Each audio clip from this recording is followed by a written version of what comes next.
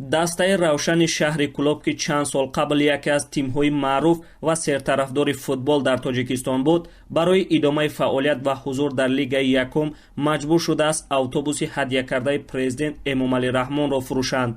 масъулони даста рӯзи 31 январ ба Радиои Озодӣ гуфтанд ки автобусро бо нархи беш аз 87 000 сомонӣ муодилаи $10,000 фурӯхтанд ва дастаро аз парокандагӣ наҷот доданд. автобус соли 2011 аз тарафи раис ҷумҳури Тоҷикистон ба дастаи Равшан ваъда шуд ва баъд аз тақрибан як сол ба дастаи онҳо расид. автобусро дастаи Барқчӣ харидааст.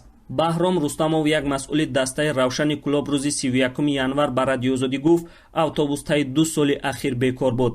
ҷаноби Рустамов гуфт ки ба дастаи Барқчӣ автобус зарур будааст, онро таъмир карда фурӯхтем ва дастаро наҷот додем. Рустамов мегӯяд ки пули ба даст омада барои иштирок дар бозиҳо сарф шуда барои маоши бозингарону сармураббӣ нахоҳад расид.